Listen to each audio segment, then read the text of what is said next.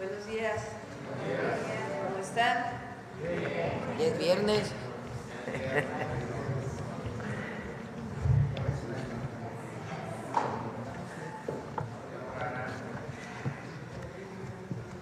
El día de hoy vamos a hablar de dos temas.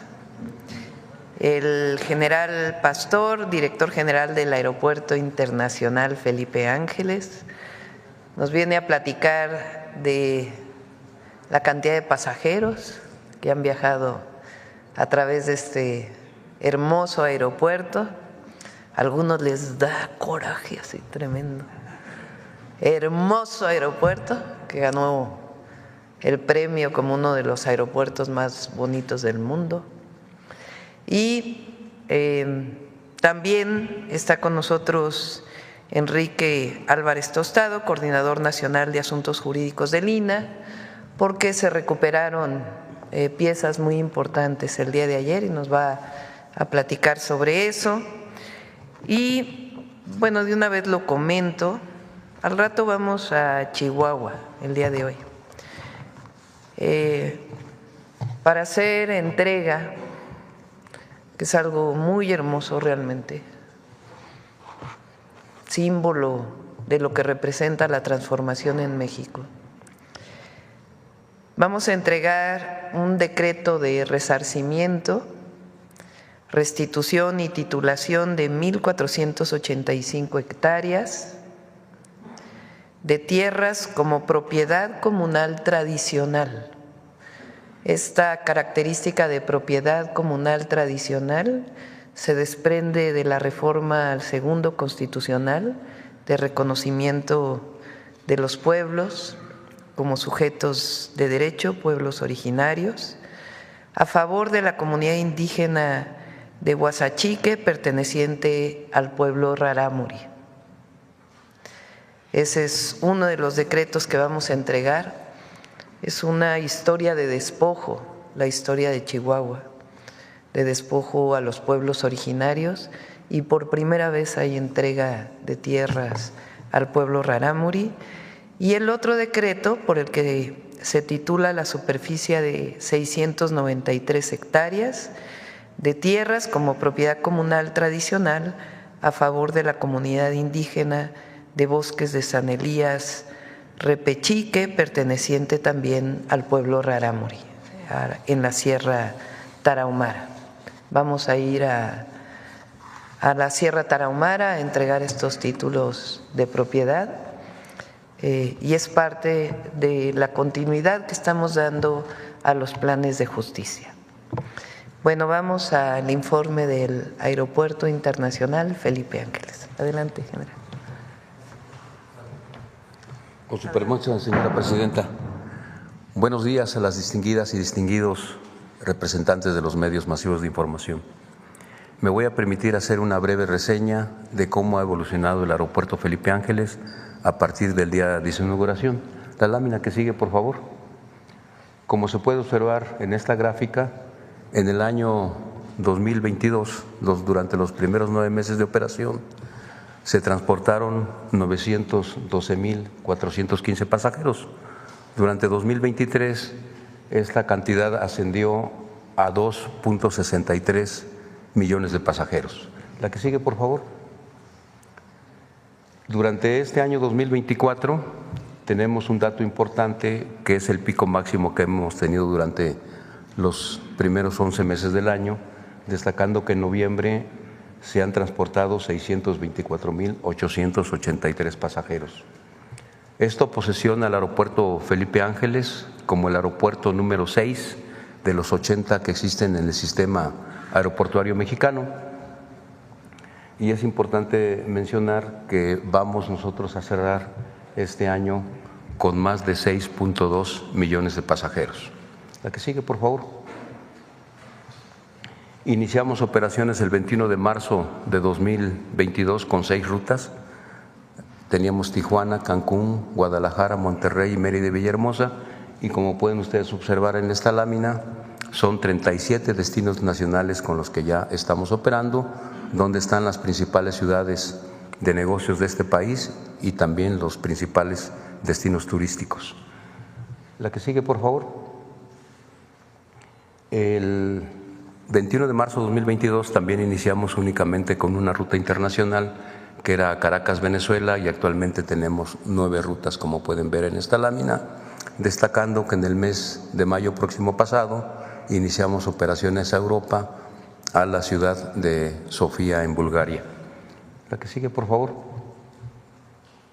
Por lo que respecta a la carga, desde el último trimestre del año pasado, 2023, el aeropuerto Felipe Ángeles se convirtió en el primer aeropuerto de los 80 que existen en el país en la transportación de carga, lo que nos ha permitido hasta el mes de diciembre haber transportado 581,000 toneladas, y esto ha permitido que, gracias a estas operaciones de comercio exterior, el sistema de administración tributaria de nuestro país ha logrado recaudar más de 118,000 millones de pesos.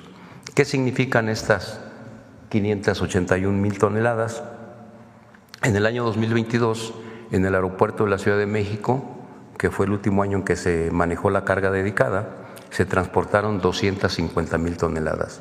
Como pueden ustedes ver, gracias a la infraestructura de este aeropuerto hemos duplicado la capacidad de estas operaciones y obviamente de la actividad productiva que representan estas operaciones de comercio exterior. La que sigue, por favor.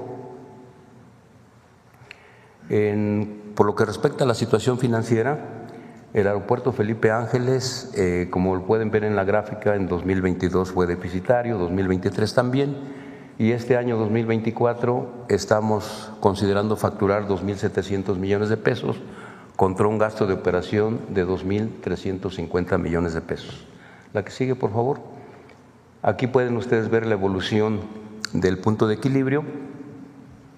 Desde el primer trimestre de este año, el aeropuerto Felipe Ángeles superó el punto de equilibrio, es decir, la rentabilidad está manifestada ahí y así vamos a terminar este año 2024 con saldo a favor. Regularmente, un aeropuerto cuando se inaugura en el mundo logra rebasar su punto de equilibrio hasta el quinto o sexto año. Aquí se logró en el aeropuerto Felipe Ángeles a partir del primer trimestre de este año, es decir, a 2 años de su operación. La que sigue, por favor. Finalmente, vamos a exponer qué significó la viabilidad de este proyecto. Ha cumplido con su objetivo para atender el incremento de la demanda del transporte aéreo, ha contribuido al desarrollo de la industria aeroportuaria en su conectividad y movilidad. Se han generado más de 17,400 empleos directos y más de 150,000 indirectos alrededor del polígono aeroportuario. En tan solo 2 años se ha superado el punto de equilibrio y brinda servicios de calidad, seguridad y oportunidad. Están cordialmente invitados a conocer su aeropuerto, como ya lo ha expresado la señora Presidenta de México, es un aeropuerto de todos los mexicanos. Muchísimas gracias. A continuación, para cerrar, es un video.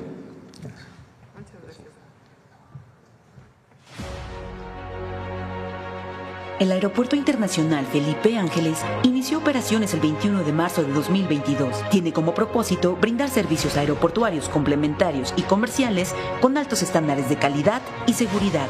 Su edificio terminal de pasajeros fue concebido con un diseño arquitectónico enfocado al aprovechamiento de iluminación natural. Tiene la capacidad de recibir hasta 20 millones de pasajeros al año, que de conformidad con el Programa Maestro de Desarrollo, estos se alcanzarán en el año 2032. El AIFA cuenta con 2 pistas paralelas de concreto hidráulico de 4,500 metros de longitud por 45 metros de ancho y 1,600 metros de separación, lo que permite realizar operaciones simultáneas. Cuenta con 4 plataformas: comercial, carga, helicópteros y aviación privada, que en conjunto dotan al aeropuerto con la capacidad de recibir hasta 100 aeronaves de forma simultánea. Desde su apertura, por este aeropuerto han viajado más de 9 millones de pasajeros, ofreciendo cada día más destinos nacionales e internacionales. A la fecha, se cuenta con 37 destinos nacionales y 9 destinos internacionales. En materia de conectividad terrestre, se cuenta con 22 puntos de conexión con la zona del Valle de México, complementando con 18 destinos foráneos, destacando ciudades como Acapulco, Querétaro, Puebla, Morelia, Tampico y Tuxpan. Por su infraestructura y operaciones, el AIFA se ha convertido en el principal aeropuerto del país para el transporte de carga. A la fecha, se han movilizado más de 581,000 toneladas, lo que ha generado una recaudación fiscal de más de 109,000 millones de pesos. Debido a este incremento de las operaciones aéreas, se tiene proyectado en este año ampliar la capacidad de manejo de carga con la construcción de 6 almacenes más. El nivel de satisfacción de los pasajeros al iniciar operaciones era de un 73%, y gracias a las acciones de mejora continua durante este año se ha registrado una satisfacción general del 90% por parte de los usuarios. El Aeropuerto Internacional Felipe Ángeles, comprometido con el desarrollo de la economía y de la aviación nacional e internacional, continúa trabajando diariamente en beneficio del pueblo de México.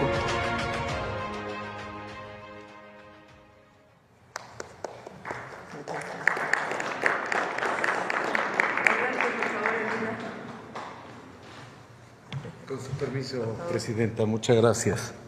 Muy buenos días a todas y a todos. Es un gusto y un honor estar con ustedes el día de hoy para compartir esta información. Vengo en representación del antropólogo Diego Prieto Hernández, director general del Instituto Nacional de Antropología e Historia. Como ustedes saben, uno de los grandes recursos que tiene nuestra nación es su patrimonio cultural. Y esto se logra gracias a la participación decidida, activa de la Secretaría de Cultura, la Secretaría de Relaciones Exteriores, a través de sus embajadas y consulados, la Fiscalía General de la República y el propio Instituto Nacional de Antropología e Historia. Destaco también la participación de ciudadanos y de personas morales que participan en esta acción de repatriación de bienes culturales. Y nos da un enorme gusto manifestar esto porque da cuenta de la conciencia que ha tomado la comunidad internacional para la restitución de los bienes que son propiedad de los pueblos. Este trabajo se inició arduamente con el expresidente López Obrador, Andrés Manuel López Obrador, con un programa que se denominó Mi Patria no se vende, y efectivamente es nuestro deber defender nuestra patria porque no se vende. Y este programa lo ha continuado de manera muy acertada, con mucho dinamismo, nuestra presidenta Claudia Sheinbaum. En este sentido, llevamos aproximadamente 14,000 piezas arqueológicas e históricas que han sido restituidas para nuestro país por diversos países. Adicionalmente de la expresión voluntaria de las personas físicas y morales, también el Instituto, en coordinación con la Secretaría de Cultura, Relaciones Exteriores y la Fiscalía General de la República, lleva a cabo diversas acciones jurisdiccionales, inclusive de denuncias de carácter penal, para contar con el imperio de la ley y buscar esta repatriación de bienes culturales. Estos bienes culturales han provenido de distintos continentes de América, de distintos países, Argentina, Guatemala, también de Europa. Europa ha participado muy activamente con nosotros y es uno de las repatriaciones más recientes que en un momento comentaré. Del continente de Oceanía igualmente ha habido acciones de restitución de bienes arqueológicas. Debo destacar la participación y la intervención de los especialistas en materia de arqueología e historia del Instituto Nacional de Antropología, que gracias a ellos se logra la identificación, datación y restauración de los bienes que son recuperados. En este sentido, el 18 de diciembre del presente año se llevó a cabo una ceremonia de restitución vía remota con el subsecretario de Estado del Ministerio de Relaciones Exteriores y de Cooperación Internacional de Italia, en ceremonia en la cual se logró la restitución de 101 piezas arqueológicas que fueron aseguradas en diversos operativos con la participación del Grupo Carabinieri de Tutela del Patrimonio Cultural, con quienes tenemos una relación ya de muchos años. Es una relación no solamente de participación activa en la incautación de estos bienes, sino también académica. Tenemos varios cursos que hemos compartido con los Carabinieri, han venido a México, ha habido algunos especialistas que han asistido a Italia a compartir nuestros conocimientos, que son de una gran riqueza. Igualmente, en este ejercicio de restitución podemos señalar los 594 exvotos religiosos que fueron recuperados recientemente y más de 70 piezas arqueológicas que se suman a este ejercicio junto con el gobierno italiano. El 11 de diciembre también hubo una restitución muy importante. Se recuperó un bien histórico, una imagen que es la representación de Santa Rosa de Lima, que fue robada desde el año 2007 y gracias al ejercicio de cooperación se logró su recuperación. Se acaba de recibir, decía el 11 de diciembre, en condiciones de maltrato, le faltaba un brazo, está en este momento en un proceso de restauración en la Coordinación Nacional de Conservación del Patrimonio Cultural, que depende del INAH. Esta figura religiosa proviene del estado de Hidalgo y estamos en el proceso de restauración para determinar en qué museo se puede exhibir o bien conversar con la comunidad para determinar cuál será el destino de esta importante pieza religiosa. También se suman 6 piezas arqueológicas que fueron restituidas por la Embajada de Estados Unidos en México. Estamos en proceso de recibir 600 piezas más, estamos en pláticas y en acciones también legales y de convencimiento con algunas otras naciones y particulares para que se lleve a cabo esta restitución. Las figurillas que se recuperaron, los bienes arqueológicos que se recuperaron, son básicamente manufacturadas en cerámica y tienen formas humanoides o humanas y formas también de animales. Está en proceso esta investigación sobre estas piezas porque todavía no llegan a México. Sin embargo, hemos solicitado fotografías de alta resolución para determinar su procedencia. Este es un problema que enfrentamos los mexicanos, que da cuenta precisamente del profundo daño que se causa con el expolio, con el robo de bienes arqueológicos, que es la descontextualización de estos bienes. Una vez que son extraídos del lugar en donde se encuentran, se pierde información valiosísima que es muy difícil de recuperar. No obstante ello, se están haciendo esfuerzos muy importantes para que logremos la identificación de estos bienes, su ubicación, su localización y su datación. Hasta este momento se tiene como dato de su antigüedad entre 900 años antes de Cristo y el siglo XVI.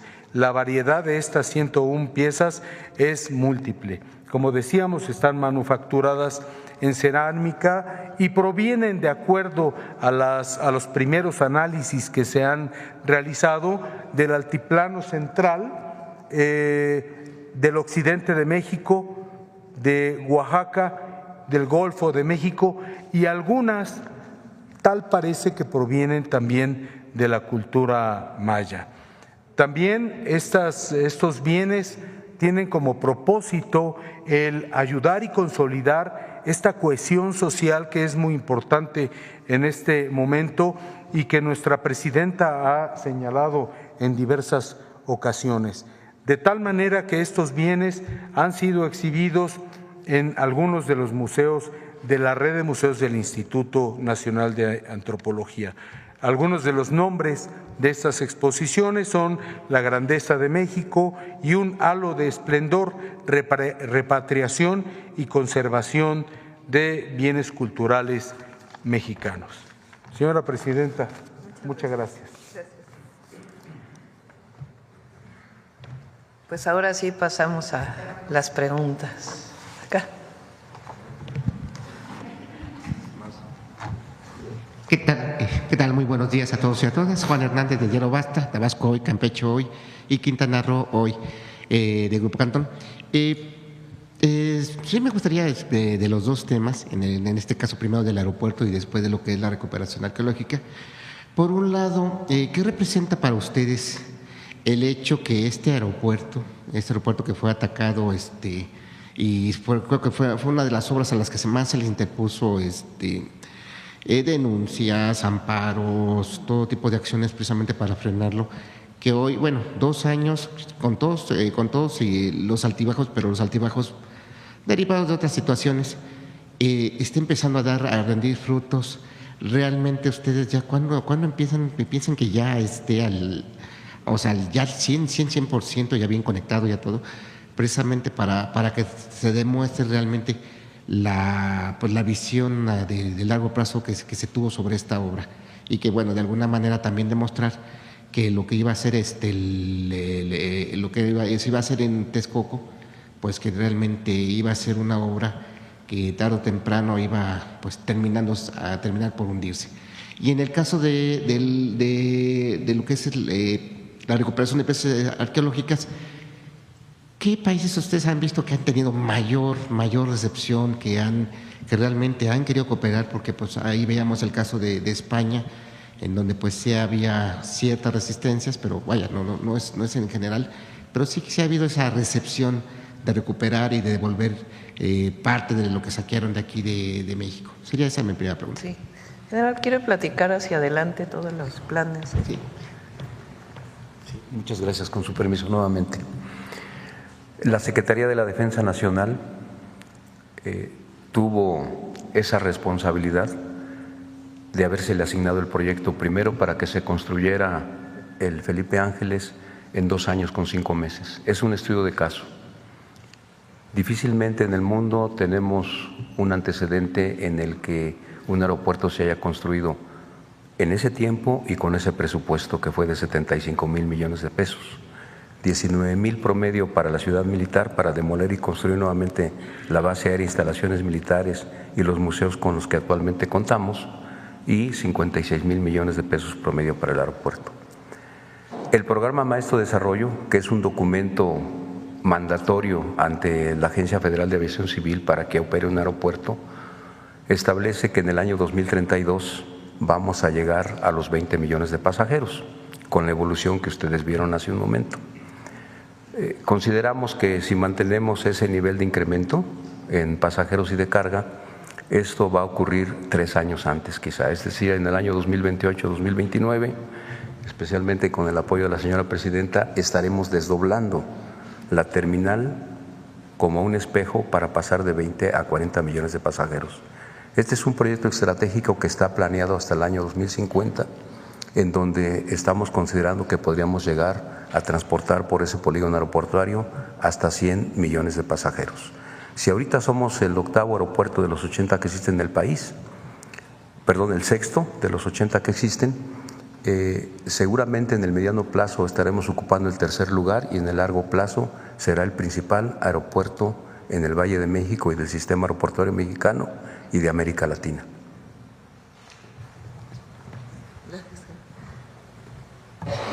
Lo importante aquí es que sigue creciendo el número de pasajeros, siguen creciendo las rutas nacionales e internacionales de diversas aerolíneas, es el principal aeropuerto de carga ya en el país y como se planeó, En el 2024 ya no requiere presupuesto del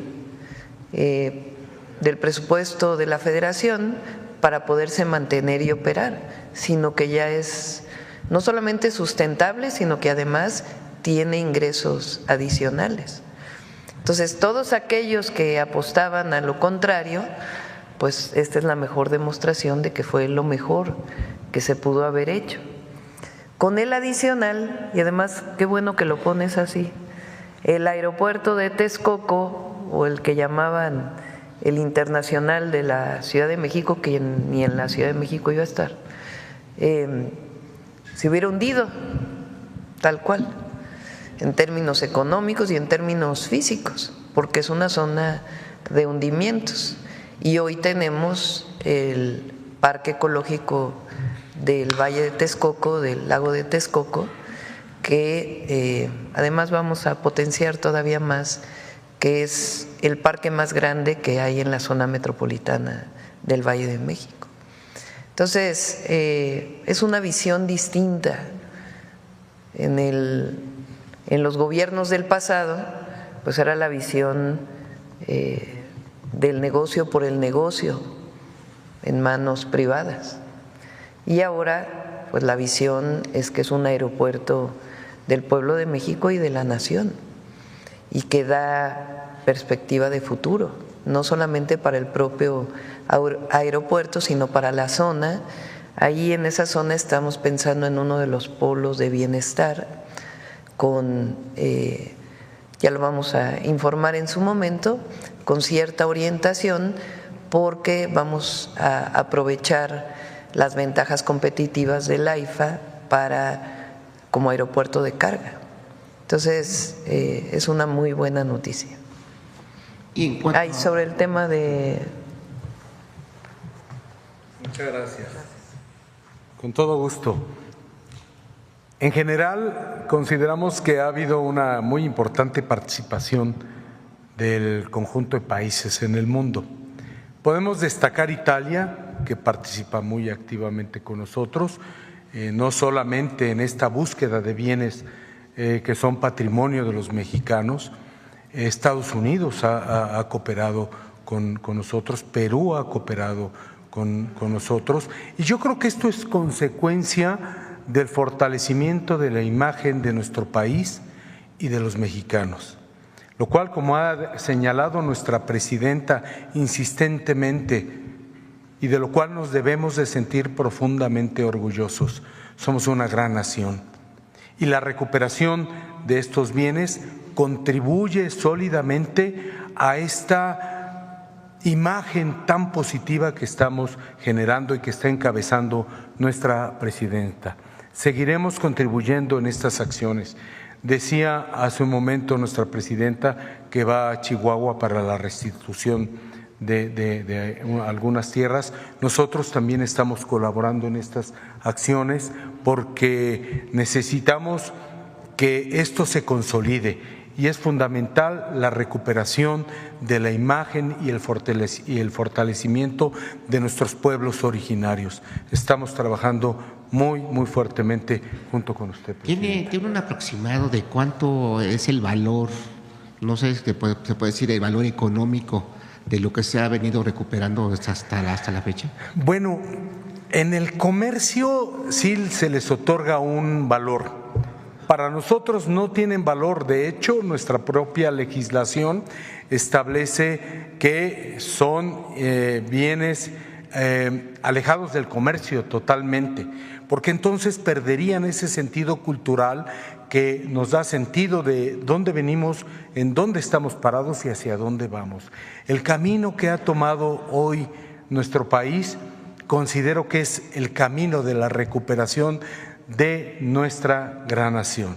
Entonces, establecer un monto no casa pues con los propósitos del gobierno federal. Se desvirtuaría lo que estaría diciendo entonces.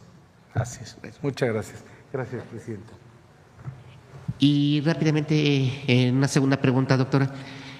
Disculpe, presidenta. Tercera.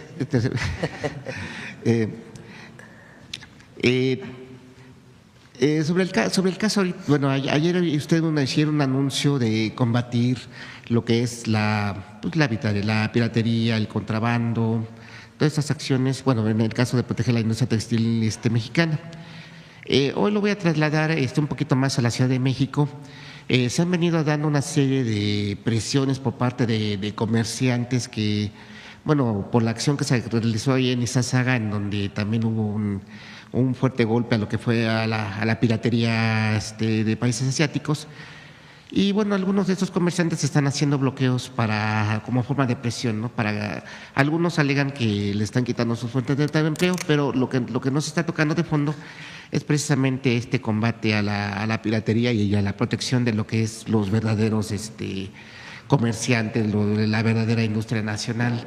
Entonces, preguntarle cómo se debe trabajar precisamente para, si bien es cierto, no afectar a los comerciantes, pero también de otro lado seguir protegiendo, en este caso, pues a la industria nacional de importaciones, de abuso en importaciones, de contrabando. O sea, realmente es una tarea complicada, titánica, pero que de alguna manera usted ha decidido, bueno, su gobierno ha decidido afrontarlo bien y, digamos, en beneficio de todos. Ayer hicimos 2 anuncios.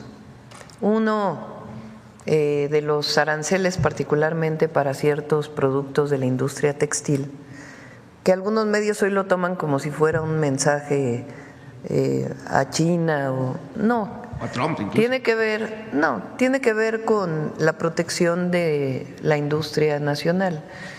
Es parte de lo que llamamos el Plan México, que lo vamos a presentar a principios de enero.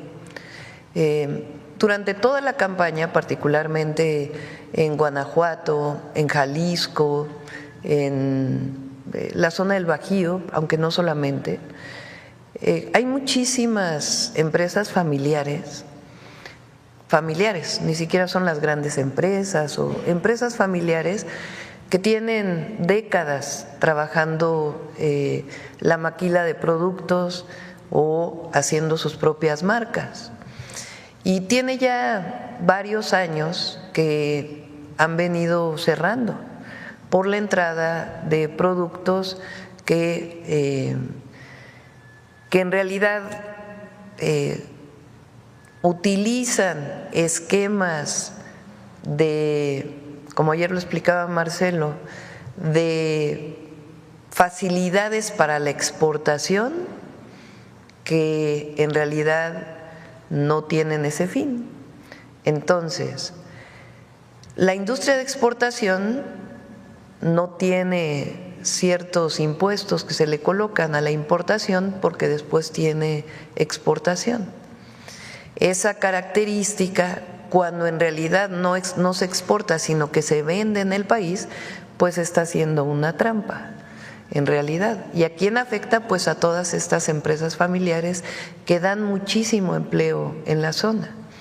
Entonces, lo que ayer se hizo pues fue evitar esta trampa que se estaba utilizando, que en realidad, si ustedes lo ven, pues es una forma de corrupción.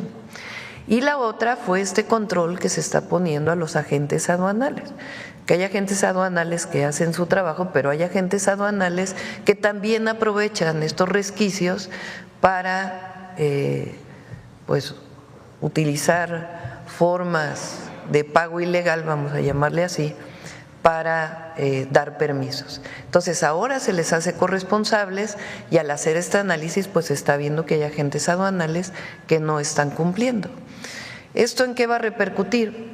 Pues va a repercutir en el fortalecimiento de estas industrias que perdieron mucho en la última década, vamos a decir, y por otro lado, pues evitar la corrupción, en pocas palabras.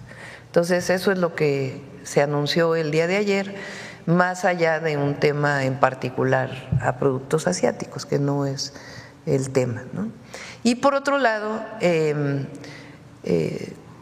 lo que ayer ocurrió en la ciudad, en particular en Bellas Artes, y eso pues tiene otros objetivos por parte de la ciudad, ¿no? Perfecto. O sea, respalda las acciones que está haciendo Clara Brugada en este aspecto. Sí, pues está, digamos, ordenando y también, porque eso es muy importante, no se puede criminalizar al comercio en vía pública. sea, son gente que se gana la vida. Entonces, lo que hay que hacer pues es un ordenamiento, de tal manera que se pueda convivir este comercio. Claro que todos queremos caminar hacia la formalización, pero las personas que se dedican a ello buscan una forma de vida. Entonces hay que ordenar.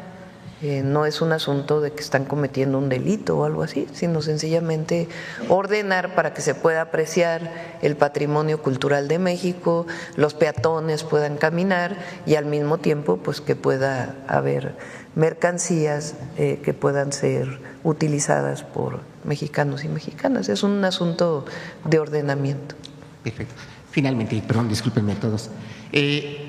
Nada más para preguntarle, el 24 y el 25 y el 30 y 31 va a haber mañanera porque como que hay una cierta confusión, entonces para ir viendo, sí, para preguntarle ¿cómo va a estar?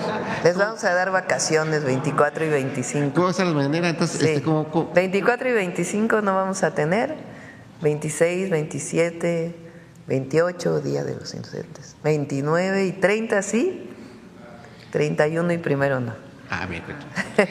Pueden tomar 2 días, 4 días de vacación. Adelante. Muchas gracias, presidenta. Muy buenos días. Olga Ojeda Lajud, corresponsal del Diario del Istmo y de Imagen de Veracruz. Señora presidenta, hemos visto diversos operativos en los que se va en contra de elementos de las policías y funcionarios por hechos ilícitos. Un ejemplo fue el operativo Enjambre, que dio como resultado un golpe importante al crimen organizado en el Estado de México, pero también hemos visto la detención de 92 policías en Chiapas y Veracruz. El pasado lunes se detuvo a 3 elementos de la Policía Estatal por delitos de desaparición forzada. Me gustaría saber si en estos casos tienen colaboración con los gobiernos de los estados y si esto forma parte de una estrategia integral de seguridad y limpieza de las policías en el país. No se puede hablar de limpieza, no es una palabra, la verdad que no, bueno, a mí no me parece que sea la palabra correcta porque puede tener connotaciones de discriminación, de otro tipo. Aquí es el cumplimiento de la ley. Ahí donde se encuentra que hay colusión entre la autoridad y el crimen, pues se tiene que actuar. Y no es un asunto de que ahora es consigna de que se va a ir, sino sencillamente parte de las investigaciones que se hacen para disminuir violencia en los distintos lugares o territorios de nuestro país donde todavía existen altos niveles de violencia. Lo que queremos pues es un México en paz, eso es lo que buscamos. Entonces, ahí donde se encuentra por las investigaciones que se hacen, que hay colusión con la autoridad, pues tiene que actuarse. En algunos casos lo hacen las fiscalías estatales, de hecho en la mayoría de los casos lo han hecho las fiscalías estatales y ellos piden apoyo en todo caso a las fuerzas federales o en algunos casos se pide coordinación, colaboración a la Secretaría de Seguridad y Protección Ciudadana para hacer investigación, se apoya con ello y si hay investigaciones que resulten en ello, pues se hace la carpeta de investigación, se va a un juez, se pide la orden de aprehensión, si se otorga esta orden, pues entonces se procede. Entonces es parte pues de las investigaciones que se hacen y ahí donde se encuentra que hay colusión con alguna autoridad, pues se actúa. Muy bien, presidenta, muchas gracias. Bueno, también le queríamos comentar, ya es un hecho lo de las elecciones de jueces, magistrados, magistradas. Me gustaría saber si hay posibilidades o qué llamado haría usted para no incurrir en prácticas que generan desencanto a los votantes, para verdaderamente involucrar, ¿no?, a la ciudadanía dentro de esta próxima elección de junio del 2025 y particularmente aquellos que vienen justamente con cargos públicos muy distintos a la carrera judicial. ¿Cómo que vienen con cargos públicos? Sí, o sea, que no se han dedicado específicamente a la carrera judicial o parte Bueno, hay del Poder muchos Judicial. Candidatos o candidatas que no se han dedicado a la carrera judicial. Por eso, ¿cuál sería su mensaje hacia pues que sean los honestos. ciudadanos?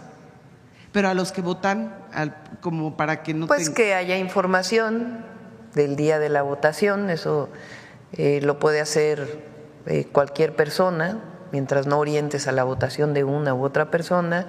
El llamar a votar el 1 de junio en esta elección histórica que se va a realizar, pues es muy importante, y que las personas que van a ejercer su derecho al voto pues se informen de quiénes son los candidatos y candidatas, que se sepa cuál es su historial, cuál es su historia, y sería muy bueno que los comités pues tuvieran lugares en donde se pusiera la historia de cada uno de los candidatos y candidatas. Son muchísimos que se van a elegir, se va a hacer por circuito la elección. El INE tiene que informar cuál va a ser el procedimiento de elección de acuerdo con lo que dice la Constitución, pero creo que entre todos y todas lo que tenemos que buscar pues es la honestidad, sí, la formación, que haya buenos abogados y abogadas que vayan a realizar su trabajo, pero lo que buscamos es quitar el régimen de corrupción y privilegios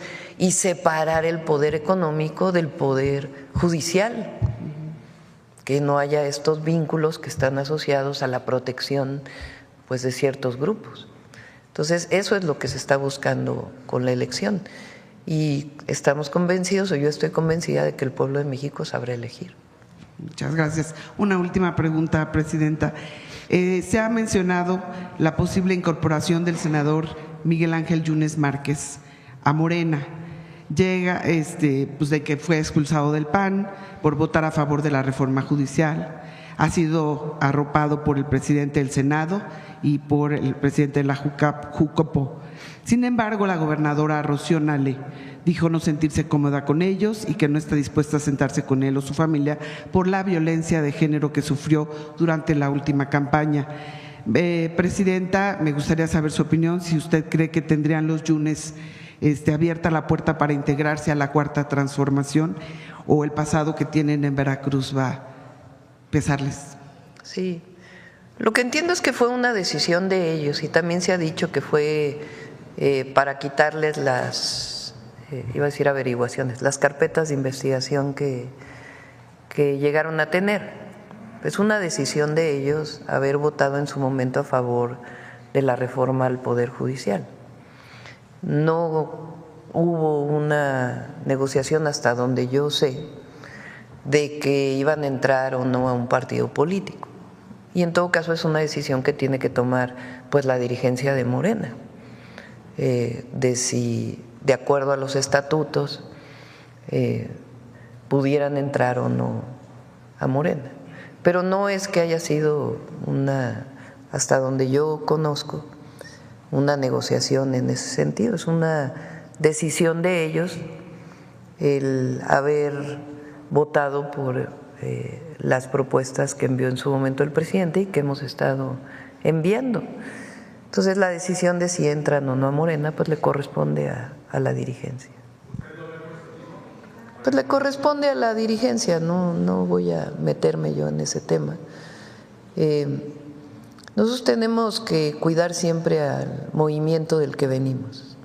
A mí me toca ahora desde el gobierno que garantizar que no haya corrupción, que no regrese el régimen de privilegios, que quede perfectamente claro la separación del poder político y el poder económico.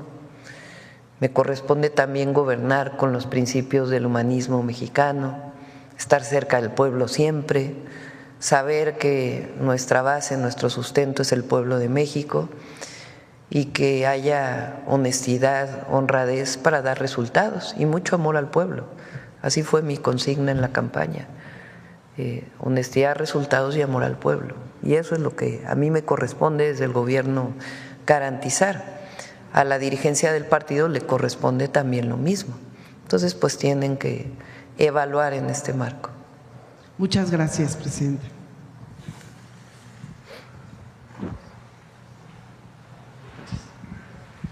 Buenos días, Presidenta de la República, funcionarios, compañeros, compañeras. Sósimo Camacho, de Luces del Siglo. Presidenta, usted presentó hace unos días un programa educativo pues muy importante, la generación de 330,000 nuevos espacios de educación superior. Sin embargo, no vimos que en el propio programa se esté citando a las escuelas normales rurales. Si hay un modelo educativo en las antípodas del neoliberalismo, del modelo neoliberal, es el de las normales rurales por las características no solamente de gratuidad que tienen, sino porque albergan a los estudiantes más pobres de este país por principio. Fueron, como usted sabe, construidas bajo el esquema en su momento de educación socialista de Lázaro Cárdenas, y en estos momentos pues todavía siguen arrastrando muchos problemas derivados del modelo neoliberal que prácticamente las llevó a la inanición, casi incluso digamos hasta la extinción. No en vano ocurrió la desaparición de los 43 de Ayotzinapa en un contexto de represión, de acoso, de criminalización de la propia lucha estudiantil. En ese sentido, preguntarle, Presidenta, si están consideradas las escuelas normales rurales en este programa de apertura, incluso de mayores espacios. Usted ha citado a las nuevas universidades que está creando, pero también a las que ya existen, la propia universidad, el Tecnológico Nacional, el Politécnico. En ese sentido, ¿qué papel podrían jugar en este momento las normales rurales, cuando también hubo un proyecto, el sexenio anterior, que ya no se consolidó, de que se protegiera al normalismo rural desde la Constitución, por lo que significa para la alfabetización del México campesino, por un lado, y por otro, también algo que les preocupa a los normalistas rurales es precisamente que tengan la oportunidad de acceder a plazas de maestros una vez que egresen, como también había sido un compromiso desde la pasada administración y que solamente, me parece, se logró en 2 escuelas. Está pendiente la normal de Hidalgo, el MESHE, que lo hemos estado platicando en las reuniones con la coordinadora, que ya está el edificio y que tiene que cumplirse ese compromiso que se hizo en su momento con el presidente López Obrador, y lo vamos a cumplir. Y también pues la garantía de la permanencia de las normales rurales.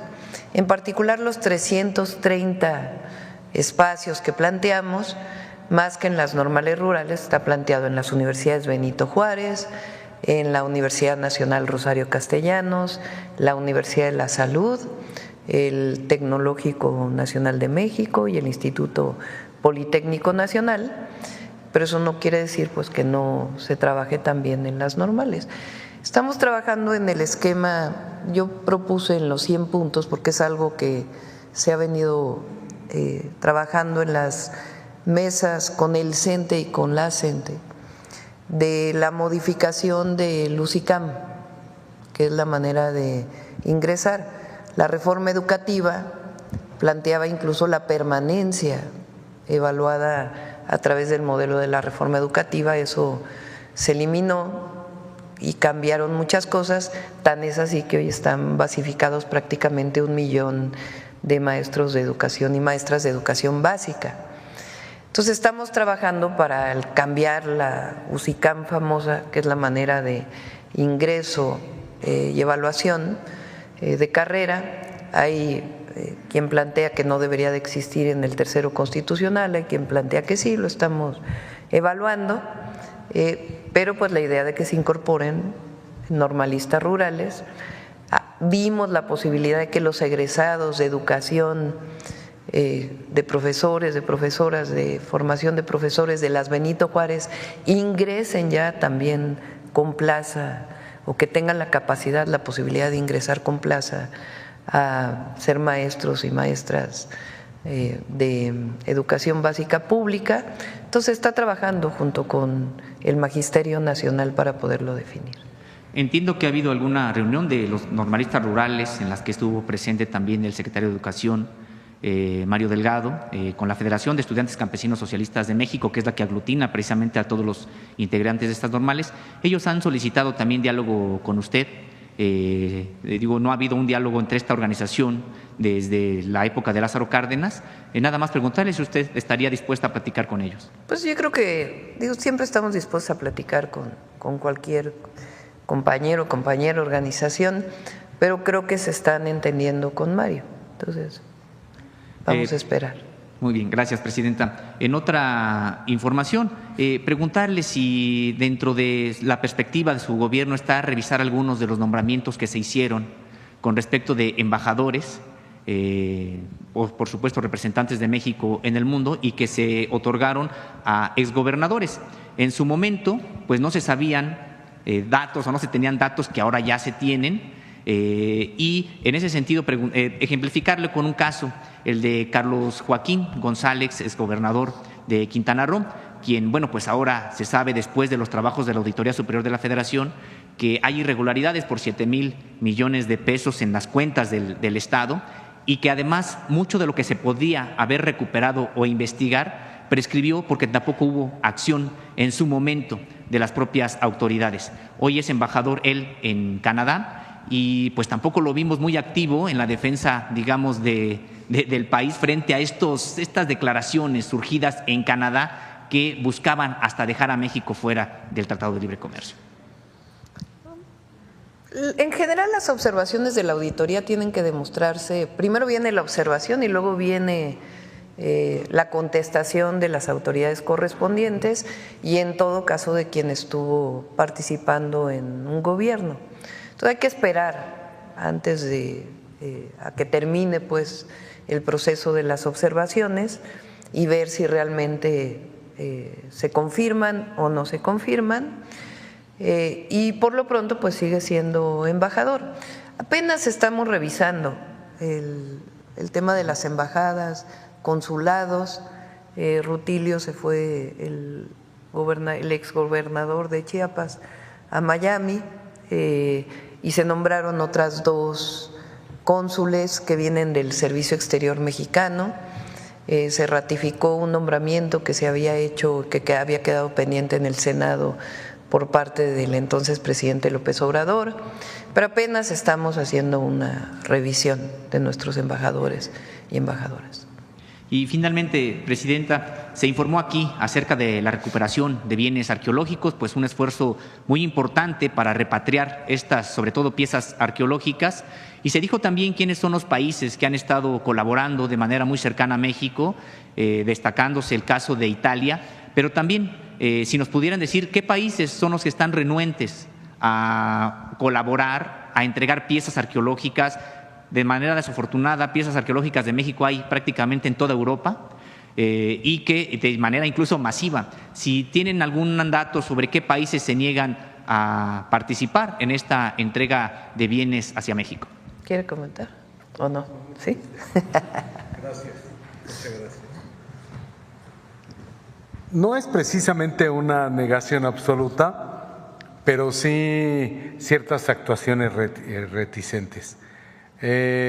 Por la historia que tienen estas propias naciones, como es el caso de la Gran Bretaña, que a pesar de ello, bueno, hemos tenido colaboración con ellos, son muy rigurosos en el intercambio cultural, por obvias razones, pero hemos encontrado fórmulas que nos han permitido generar este intercambio con Gran Bretaña.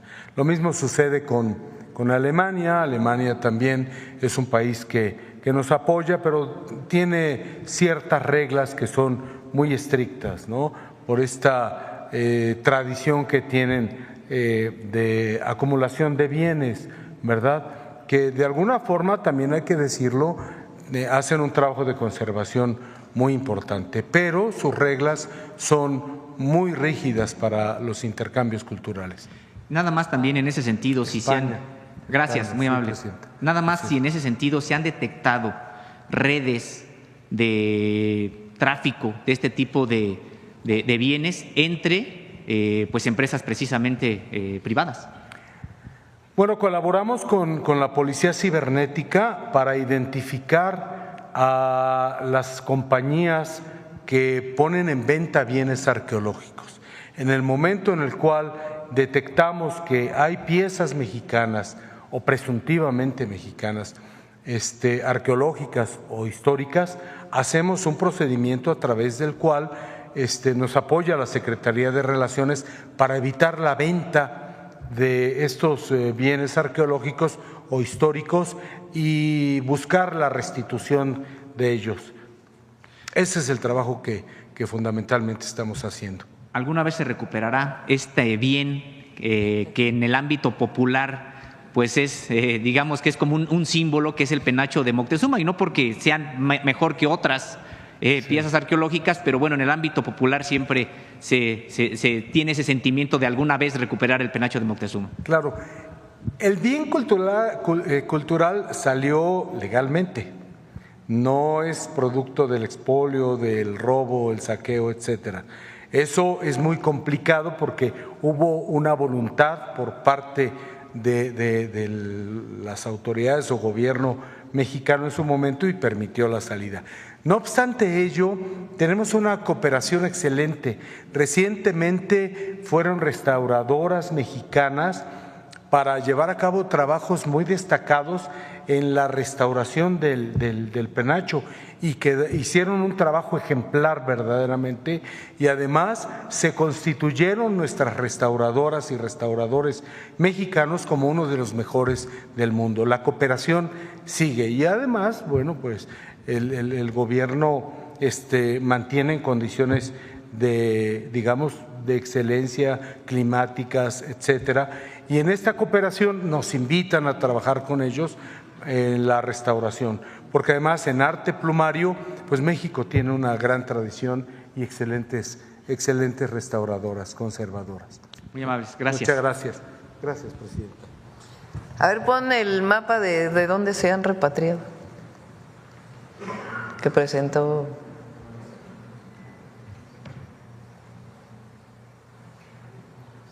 Todavía faltan muchos.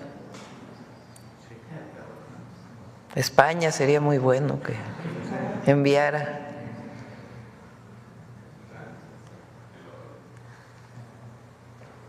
El próximo año se conmemoran 700 años de la fundación de Tenochtitlan.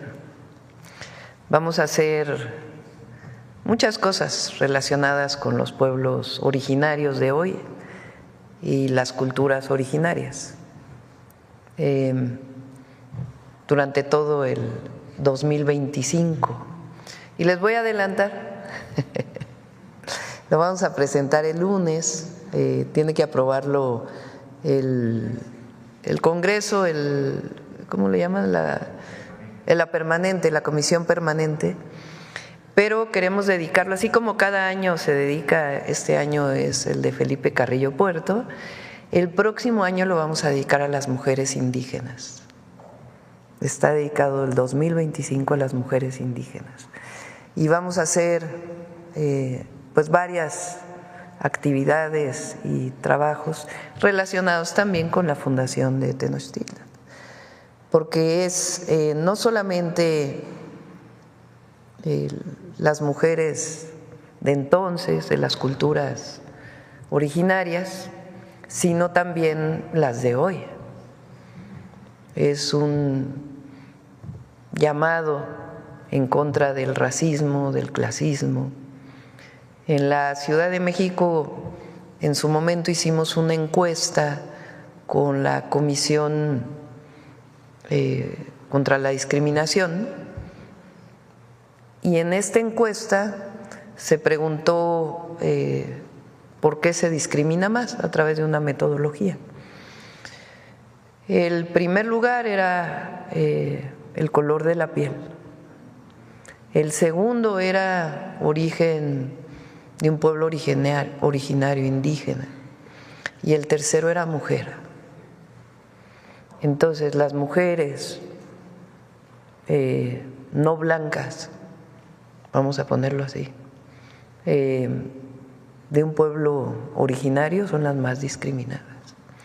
Y por eso es una voz en contra de la discriminación a las mujeres indígenas. Por eso es así. Y además, también la historia poco habla sobre mujeres indígenas que jugaron un papel muy importante en la resistencia, por ejemplo, de Tenochtitlan. Entonces lo vamos a dedicar a ello. el próximo año. Aquí en la Ciudad de México también aprovecho, porque monumentos, nombres de calles, que por cierto hubo ahí una cuestión polémica, reflejan un sentimiento y una recuperación de la memoria histórica. Nosotros cambiamos, cuando fui jefa de gobierno, el nombre de Puente de Alvarado por México Tenochtitlan, o del árbol o la plaza del árbol de la noche triste por la noche victoriosa, o la estación del metro que decía solamente Zócalo por Zócalo Tenochtitlan, y cambiamos también o aprovechamos el movimiento que se hizo de la estatua de Colón para su restauración, para que el Colón se fuera a otro espacio. Ahí estuvo José Alfonso de manera muy importante, y ahí después pues hubo un tema de a quién se dedicaba, y había grupos que hablaban de las mujeres en lucha, pero no por ello nosotros dijimos aquí tiene que haber una mujer indígena, porque son símbolos. O es un símbolo del descubrimiento de América y lo reconoces. No, América fue descubierta para los europeos, pero lo que hoy llamamos México tenía culturas milenarias. Y entonces ahí se puso la joven de Amajac, no exactamente en el mismo lugar de la glorieta, pero sí a un lado de la glorieta, que es un reconocimiento también a una joven que fue gobernante, o por lo menos presuntamente se supone que fue gobernante de la Huasteca. Entonces, por eso lo vamos a dedicar a las mujeres indígenas. Adelante, ¿quién iba a hablar acá? Muchas gracias, presidenta. Senyacen Flores, de Bloomberg Línea. Le quiero hacer una pregunta antes rápida sobre esta potencialización que quieren hacer del AIFA y la región. El sexenio del expresidente López Obrador había planteado o se estaba analizando la construcción de un parque industrial para instalar empresas de baterías de litio. ¿Sigue ese plan vigente? Estamos viendo si es ese. Hay varias opciones. Ahí cerca, no está exactamente, están, digamos, en Hidalgo. Hay un predio que es el predio que es propiedad del gobierno de Hidalgo, donde en su momento, en el primer debate del aeropuerto de Texcoco, cuando Fox era presidente, el entonces gobernador de Hidalgo decidió adquirir un predio muy importante en Tizayuca, porque había el debate de si el aeropuerto se ponía en Texcoco o en Tizayuca. Entonces se compró un predio en aquel momento que hoy pertenece al gobierno de Hidalgo y ellos tienen el objetivo de desarrollarlo. Hay varias opciones ahí. También está una opción de desarrollo de industria farmacéutica, por ejemplo. Entonces se está viendo dentro de lo que llamamos el Plan México las opciones para Hidalgo, pero particularmente hay que aprovechar pues la carga del Aeropuerto Internacional Felipe Ángeles, y además que en esa zona, si se hace bien la explotación del agua de manera sustentable y se mantiene para Hidalgo en un proyecto integral, puede tener agua para poder hacer desarrollos ahí. Ok, presidenta, muchas gracias. Siguiendo con el tema de nombramientos, le quiero preguntar sobre uno de Banco de México, que la subgobernadora Irene Espinosa está por terminar su periodo el 31 en 10 días, y saber si ya tiene listo el nombramiento para esta vacante. Sí, todavía no tenemos listo quién puede estar ahí. Estamos trabajándolo con el secretario de Hacienda, nos está ayudando, y pues vamos a buscar un buen perfil con una visión, claro, que conozca de finanzas, porque ese es tiene requisitos, pero con una visión que tenga que ver con la autonomía, sí, del Banco de México, pero una visión de desarrollo del país. ¿Se mantiene que va a ser mujer? Estamos en esas, esperemos que sí podamos encontrar. ¿Y se buscaría que fuera alguien de carrera de Banco de México o proveniente de Secretaría de Hacienda? Ya lo vamos a informar. pero sí lo mandaría el nombramiento antes del 31 de diciembre. No, hasta el próximo año. Pasando, sí. Ok. Una segunda pregunta, Presidenta, es sobre el paquete económico. Finalmente ya está aprobado. En general fue bien recibido por el compromiso que está haciendo de reducir el déficit fiscal. Incluso Standard & Poor's hace una semana pues ratificó la perspectiva y la calificación. Sin embargo, las calificadoras, analistas, varias voces insisten en que es necesaria una reforma fiscal, que se necesita aumentar los ingresos. Preguntarle desde cuándo va a empezar a construir los consensos hacia una posible reforma fiscal en 2025. Antes de pensar en una reforma fiscal, porque, a ver, si aumentáramos el IVA, que cosa que no vamos a hacer nunca, porque es el impuesto más regresivo que hay, las calificadoras estarían aplaudiendo, porque también tienen una visión. Nosotros, antes de pensar en una reforma fiscal, todavía sabemos que hay muchas oportunidades de ingreso. Fíjense, este año, a ver si lo presentamos el lunes, el ingreso está casi 6% arriba en términos reales.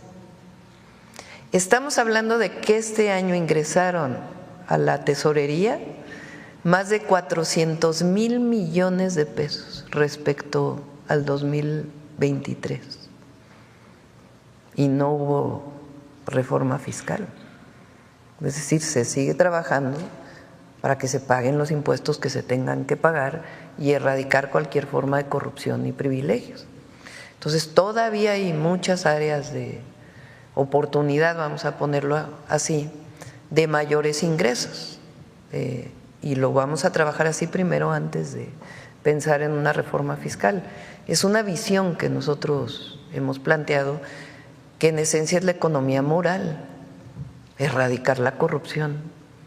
Entonces, vamos a seguir trabajando en ello. El presidente López Obrador avanzó muchísimo, pero todavía vamos a avanzar más.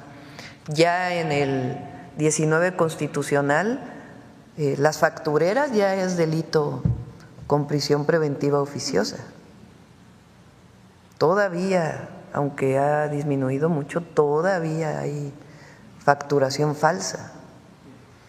Entonces hay que entrar a eso, hay que entrar al tema de las aduanas, que lo hemos platicado aquí varias veces, y la propia simplificación en el pago de impuestos que beneficia a todos también da más ingresos. Entonces estamos trabajando en todo ello antes de estar pensando en una reforma fiscal. 2025 entonces no habría una reforma fiscal. Digo, todavía no empieza el año, pero no habría, no está. No, pues se presentó la ley de ingresos, que en todo caso ahí debería de haberse planteado. En 2025 se construiría el consenso hacia una reforma fiscal y que entrara en vigor 2026, ¿no? No estamos pensando en eso. Y primero hay que seguir en esta tarea antes de pensar aumentar tasas de impuestos. Por lo pronto no lo estamos considerando.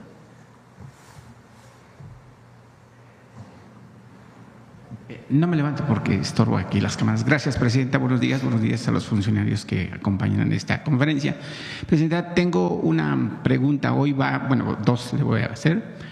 Hoy va a Chihuahua. Quisiera que me pudiera aclarar.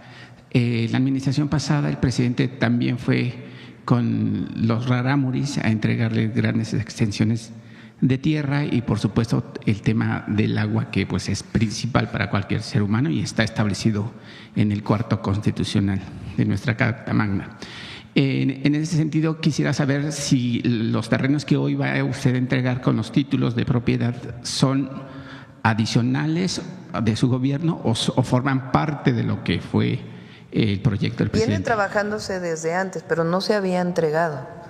Donde se entregó una gran cantidad de tierra fue con los yaquis. Okay. Y sigue el plan de justicia, no es que con esto se cierre. Y vamos a hacer más planes de justicia para todos los pueblos. También vamos a informar ya en enero, porque por primera vez los pueblos originarios van a recibir un presupuesto propio.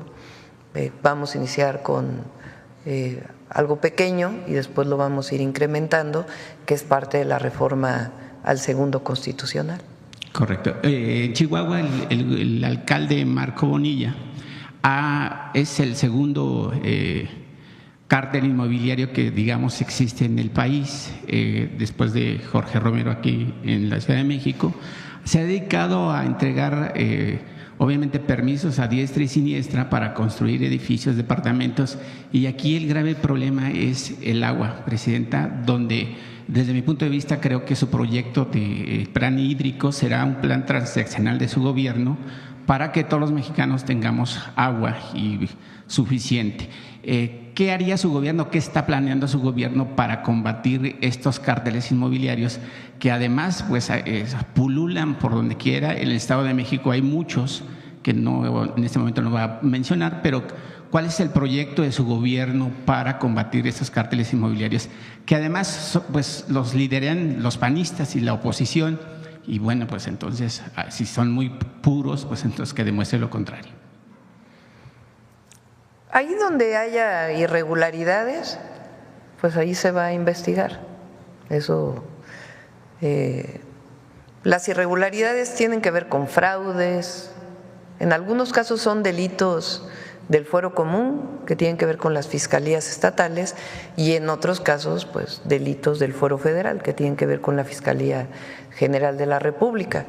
Pero si hay denuncias, pues que se presenten para poder hacer la investigación. Porque en efecto el que se permita violar el uso de suelo, que en esencia es eso, a partir de corrupción, a eso fue lo que se le llamó cártel inmobiliario en la Ciudad de México, pues tiene que pararse por el desarrollo del país y porque hay que erradicar la corrupción en cualquier lugar donde se encuentre. Entonces ahí donde haya denuncias, pues se hace la investigación. En Chihuahua hay otros temas relacionados con el agua, no solamente en las zonas urbanas, y ese es parte del proceso de regularización que está haciendo la Comisión Nacional del Agua, que ya tiene avances. Se han hecho investigaciones a través de la revisión de las concesiones, de la base de datos de concesiones, pues se están encontrando irregularidades. Ahí se va a checar en territorio y sea que se clausure o se llama al diálogo para decir cómo se puede resolver. Pero en Chihuahua hay muchos pozos, por ejemplo, que no tienen permiso, sobre todo para la zona agrícola.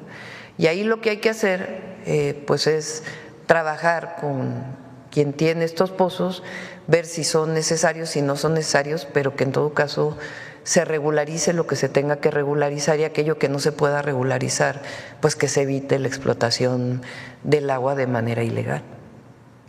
Claro, una última pregunta, Presidenta. Hablando del tema de las factureras, en Hidalgo sé de muchas empresas que siguen practicando el tema de entregar facturas falsas. Eso ya es un delito federal, como usted lo especificó, y está establecido en la Constitución con las reformas que se han emprendido en su gobierno.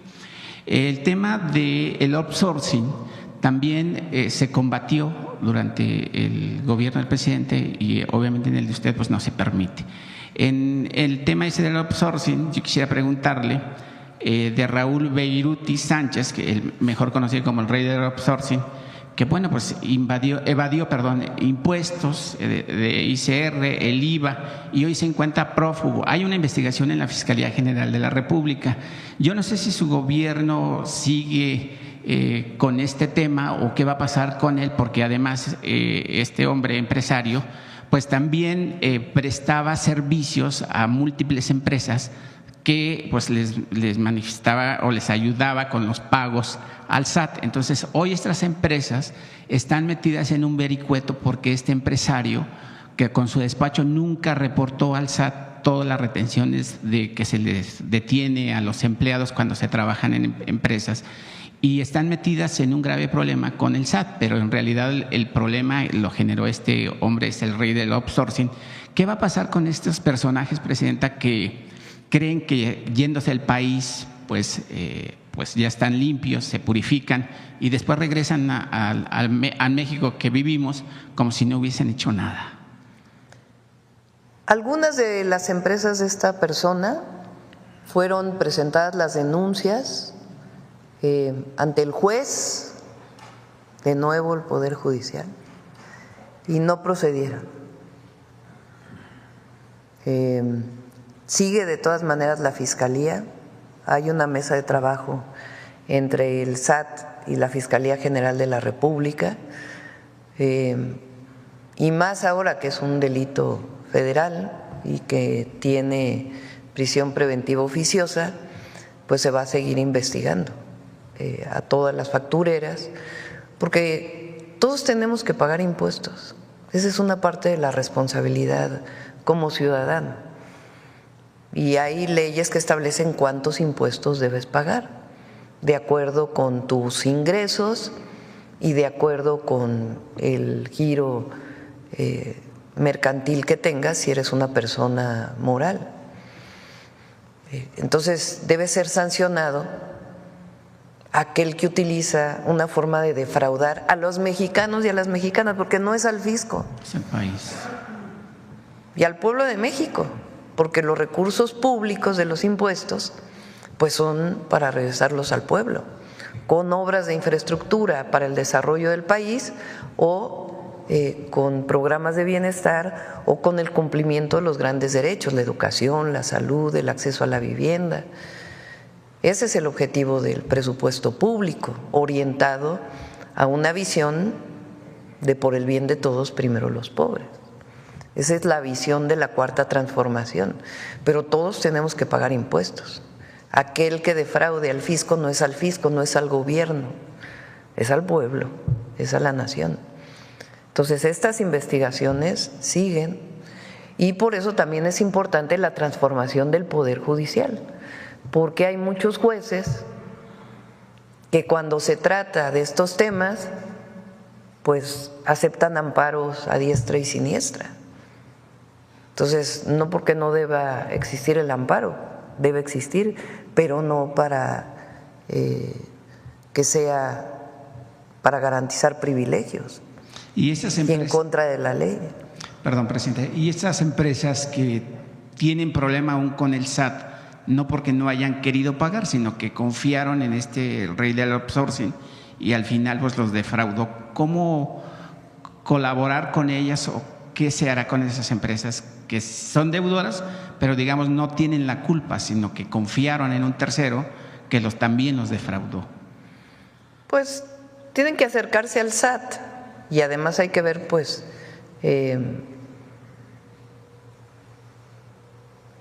la responsabilidad también.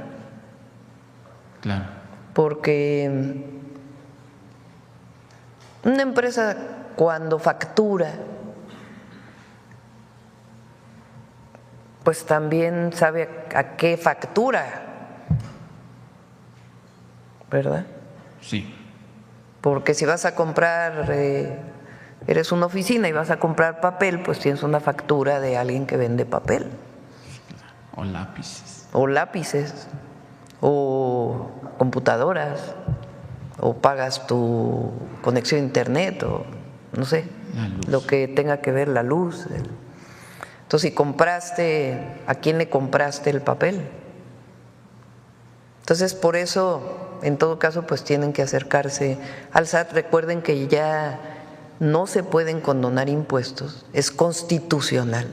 Nadie puede condonar impuestos. Lo que hay son esquemas que permiten que haya programas de pago, que pueda haber disminución de los intereses y otros esquemas a partir de acuerdos legales que tiene el Servicio de Administración Tributaria. Ok, gracias, presidenta. Perdón por no presentarme. Marco Antonio Olvera, del Diario Digital Hidalgo News. Gracias.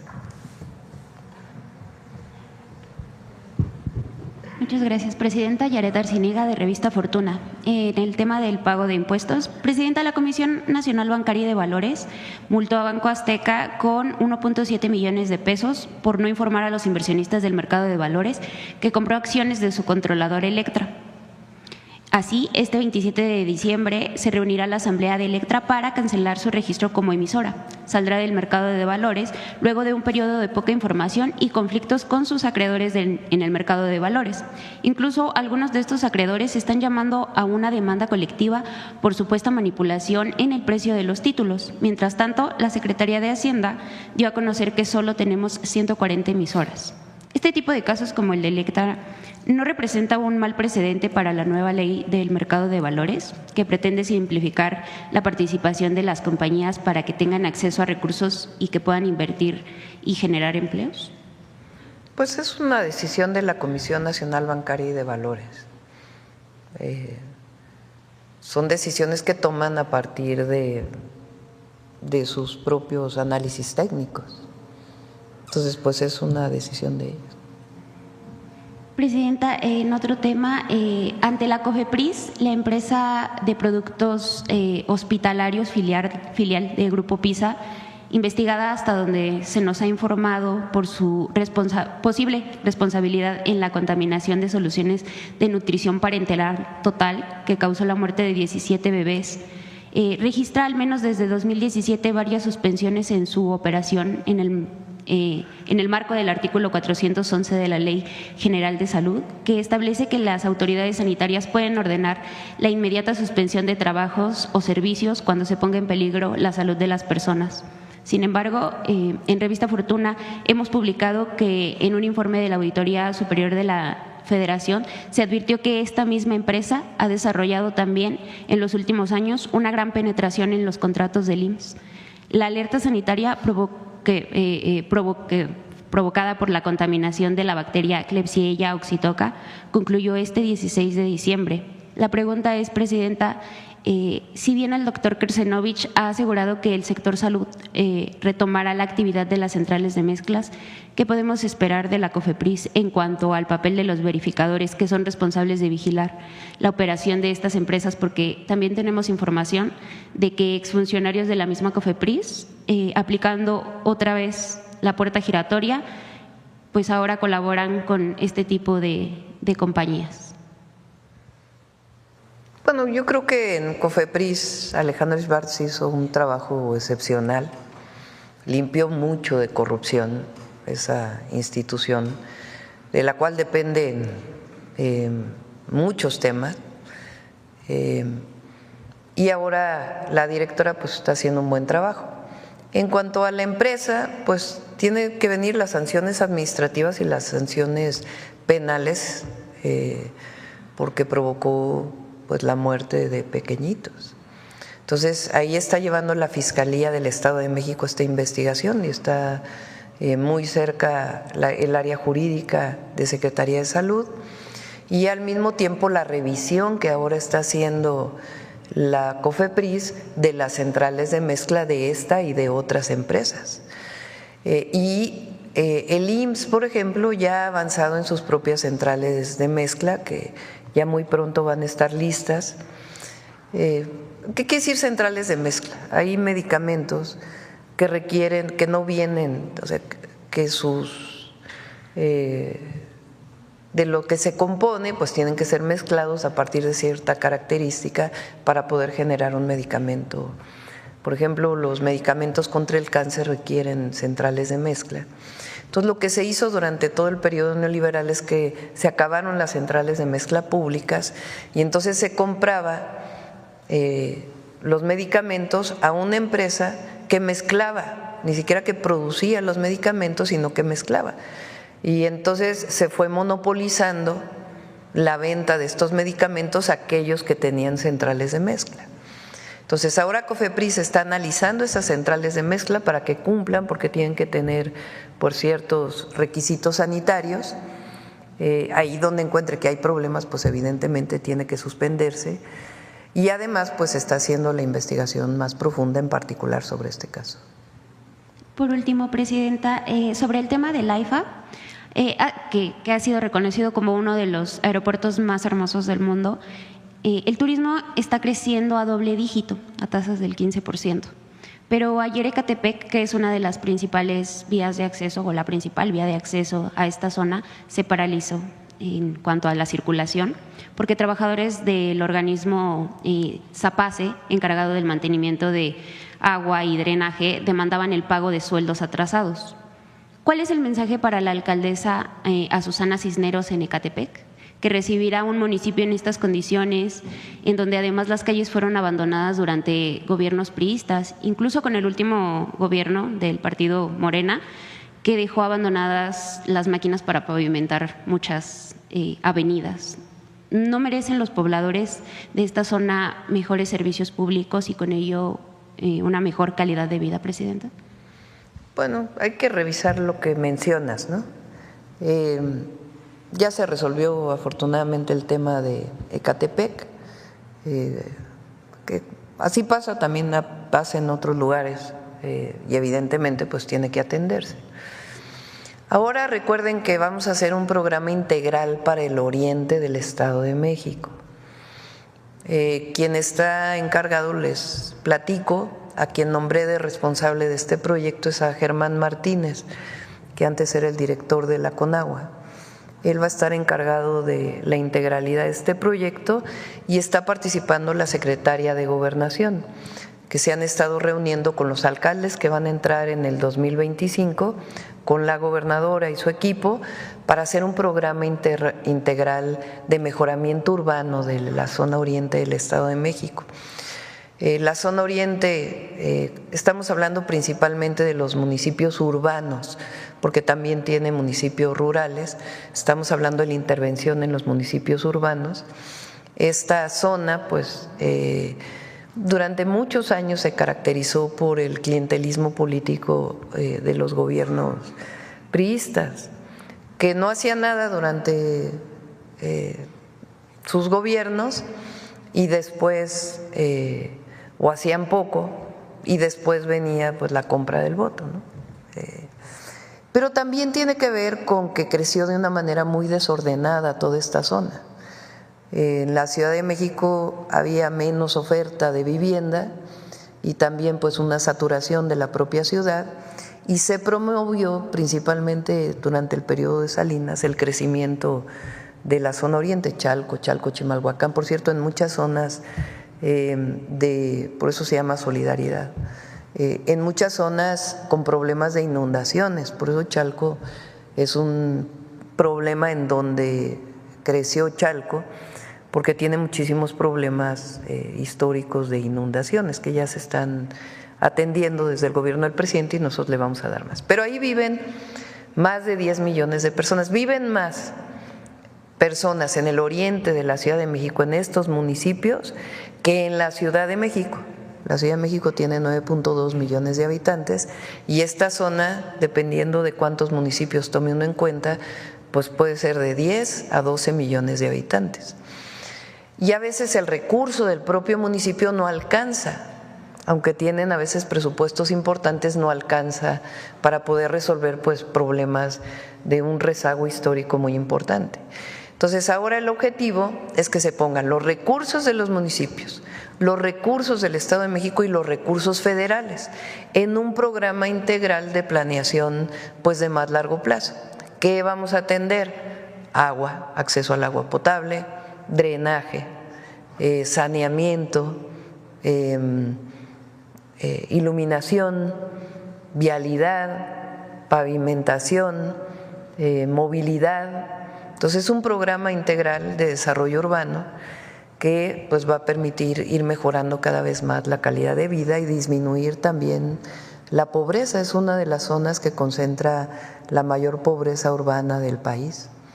Entonces es uno de los grandes proyectos, o quizá el principal proyecto que vamos a desarrollar en conjunto con la maestra Delfina y los nuevos presidentes y presidentas municipales en el Estado de México.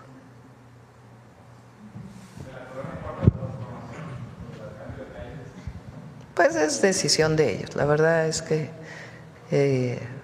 yo creo que es mejor poner nombre de recuperar la memoria histórica de México. Pero bueno, si así le quisieron poner, pues también es decisión de ellos. Buenos días, Presidenta. José Manuel Fuentes, de Capital 21, el corazón de la capital. Preguntarle sobre el tema, bueno, ahorita que se mencionaba la COFEPRIS, realizó un estudio y, muchas felicidades a Capital 21, que sacó unos premios, por ahí andan, a ver si los ponen. Felicidades a Alonso, que fue director de Capital 21, ahora es director de Canal 22. Ayer le dieron 2 premios de series que se hicieron con muy poquitos recursos y que fueron premiadas el día de ayer, a ver si los tienen por ahí. Adelante. Muchas gracias, presidenta. Preguntarle sobre este estudio de la COFEPRIS que realizó sobre las playas, ahorita que está el tema pues turístico. Los resultados arrojaron que de las 289, 283 son adecuadas. Sin embargo, 6 lugares no son aptos pues, para los visitantes. Preguntarle qué opinión le merece este estudio y qué va a hacer pues su gobierno para seguir pues checando este tipo de playas que pues mostraron que pues tienen todavía riesgos para los visitantes. ¿Cuáles son las playas que...? Aquí las tengo. Una de ellas es Baja California, que es Playas Rosarito 1 en Rosarito y Tijuana, así como la playa de Tijuana 1 en Tijuana. Bueno, ahí se está haciendo una planta de tratamiento, si lo recuerdan. La está haciendo la Secretaría de la Defensa Nacional, debería estar lista en quizá el primer semestre del próximo año. Se requieren también acciones adicionales. Estuvimos ahí cuando estuve recientemente en Baja California con la gobernadora. Fuimos a visitar el avance de la planta de tratamiento. Tiene que terminarse y acciones adicionales para que se pueda utilizar esa playa. Bueno, porque también, en Guerrero… Acapulco, recuerden que en la bahía de Acapulco, uno de los programas más importantes de este año y del próximo es el saneamiento. Ahí hay varias plantas de tratamiento, fíjense, es otro de los casos, que los municipios a veces no tienen suficiente recurso para poder pagar ni siquiera la electricidad de las plantas de tratamiento y viene una caída de las plantas. Entonces, estamos trabajando para mejorar las plantas de tratamiento, un programa integral de saneamiento de Acapulco y al mismo tiempo, pues, un programa de trabajo junto con el municipio para poder garantizar la operación de las plantas.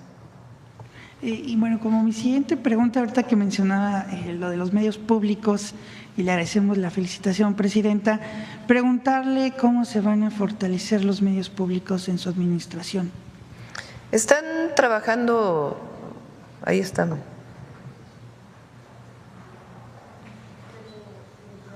Televisión de América Latina, premios tal, ganador 2024, categoría Identidad en Pantalla.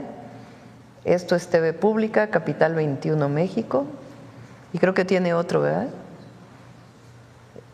Serie documental, Los Hijos del Maíz. Es una serie preciosa esa. Debe estar ahí en el portal de Capital 21. Y también Televisión de América Latina. Muchas felicidades. Están trabajando coordinadamente. Por supuesto, cada canal tiene su característica, su orientación, las radios también, pero la idea es trabajar en red. Ellos lo están haciendo. Repito, lo dije el otro día, las televisiones públicas no son televisiones gubernamentales, no es de propaganda gubernamental. Tiene que ver con una visión distinta y de participación de la sociedad también. Entonces están trabajando en mejorar los noticieros, mejorar los programas de debate y también en la parte cultural y de esparcimiento que tiene que tener cualquiera de estos canales, y están trabajando en red también con muchos canales públicos de los estados. Esperemos ¿por qué no los invitamos en enero a que vengan a platicar cuál es la nueva visión de los canales públicos, de la televisión pública, la radio pública, de incorporación de muchas actividades? Vamos a hacer un esfuerzo especial para poderlos equipar, para que puedan tener… Se hizo un esfuerzo muy importante para poner las antenas en el gobierno del presidente López Obrador para que tuvieran más cobertura, y ahora vamos a hacer un esfuerzo poco a poco para poder equipar para su producción, que pues permita también darle más calidad a los programas y que tengan ellos, porque no se requieren a veces muchos recursos, la capacidad de crear y desarrollar sus propios programas. Por ejemplo, algunas de las cápsulas que se hacen aquí, que presentamos, es con apoyo de Canal 14 o de Canal 11, que tienen sus propias producciones. Y finalmente, Presidenta, preguntarle cómo van las obras de la estación observatorio del tren interurbano México-Toluca y si ya se tiene una fecha para la inauguración de todo el proyecto. Muchas gracias. Sí, le decimos también a Jesús que venga. Se está apoyando al gobierno de la ciudad porque quedó el proyecto en el gobierno de la ciudad y falta todavía una parte de… Hay un video muy bonito que vi en las redes del tren insurgente de un niño que dice: esto es como volar. Está muy bonito, a ver si de casualidad lo entra. No te lo envié, pero a ver si de casualidad lo ven por ahí. Falta una parte para llegar a observatorio, va avanzando el proyecto. En observatorio pues tiene que combinarse con la línea 1 del metro, toda la estación, y es además un desarrollo integral.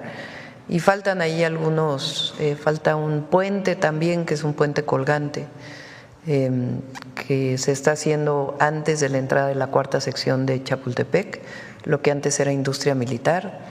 Y faltan ahí, pero se sigue trabajando. Muchas gracias. Sí. Adelante, la última. Gracias, Presidenta. Buenos días. La última por hoy. Citlali Guerrero, de Bajo Palabra. Antes que nada, le quiero dar las gracias por el regalo que nos dio el día miércoles con el himno al migrante. O sea, tenía años que no sentía el orgullo de ser mexicana. De verdad, muchísimas gracias por eso. Y bueno, también preguntarle, hace algunas semanas usted anunció una inversión de 8,000 millones de pesos para proyectos de alto impacto en Acapulco por la recuperación del huracán Otis y del huracán John. Preguntarle si en estos proyectos usted tiene considerada a las zonas arqueológicas de Palmasola y de 5 de Mayo en la Sabana, ya que ha sido como una intención siempre ofrecer como ese sitio como un atractivo para los visitantes de Acapulco, pero por diversas razones pues nunca se ha podido concretar. Entonces preguntarle si lo tiene considerado en estos proyectos. Sí, se está trabajando con el INAH para ver cómo recuperamos. Por cierto, se ha recuperado bastante el turismo en Acapulco. Se está atendiendo el tema de seguridad, el tema de agua y hay mucho interés por la reunión que tuvimos también de diversas inversiones privadas también en Acapulco vinculada con la inversión pública. Y sí, pues tenemos que incorporar esta parte también de recuperación arqueológica. Muchas gracias, presidente. Una segunda pregunta. Usted el 20 de noviembre aquí pidió a los pobladores de los municipios de Costa Chica que pudieran llamar de manera directa porque no fueron censados por el huracán John. Tal vez estos que no fueron censados se debió a un error humano de los servidores de la nación. Entonces, a la fecha no ha habido ninguna respuesta. Preguntarle, presidenta, si usted tiene considerado hacer el censo para el próximo año o definitivamente esos pobladores que ya no fueron censados, tal vez por un error de los servidores de la nación, pues ya no tendrán el derecho a ser censados y a recibir el apoyo para la recuperación de sus viviendas. Sí, tiene que ser de manera individual, porque el tiempo del censo ya se cumplió. Entonces ya no vamos a censar casa por casa. Eso ya se hizo. Si en algún caso no estaba, por ejemplo, la persona en la vivienda, pues se buscan los mecanismos para que pueda conocerse la información. Y si todavía queda alguna persona, pues repito, que puedan llamar a la línea y que puedan tener respuesta. Y buscamos la manera de, si hubo alguna falla, pues que se recupere. Pero ya censo como tal ya no se va a desarrollar. Pero ya llamaron y no han tenido respuesta. ¿Cuándo usted cree que le van a responder? Viene principios de enero Ariadna a hablar sobre todos los temas de los programas de bienestar. Y vamos a pedirle una nota ahora que nos diga a cuántas personas se ha atendido que han llamado a la línea de bienestar, que piden pues el apoyo porque no fueron censadas. Gracias, presidenta. Una última pregunta, presidenta. En noviembre se detuvo al capitán retirado Germán Reyes por el supuesto involucramiento en el asesinato de Alejandro Arcos Catalán, presidente de Chilpancingo. El secretario de Seguridad Pública, Omar García, dio a conocer que el capitán retirado es parte del grupo criminal de los Ardillos. Preguntarle si en su gobierno hay una investigación más amplia, a más profundidad, para saber si otros miembros del Ejército Mexicano están involucrados en el crimen organizado en Guerrero, sobre todo por esta historia claroscura que ha tenido el Ejército en el estado de Guerrero. O sea, preguntar si hay… Pues porque hay veces que el Ejército ha actuado en contra del pueblo de Guerrero. Bueno, pero pues, eso fue… Sí. Estamos hablando de la historia de… Pero preguntarle, porque no podemos soslayar que Germán Reyes es parte del Ejército mexicano. Sí, pero una cosa es que haya un elemento. O si es un caso aislado, o si hay una investigación más profunda. Una cosa es un elemento de las Fuerzas Armadas que haya estado involucrado en un acto ilícito, y ahí pues es cero impunidad igual que en otros casos. Y otra cosa es que la institución como tal, es muy distinto.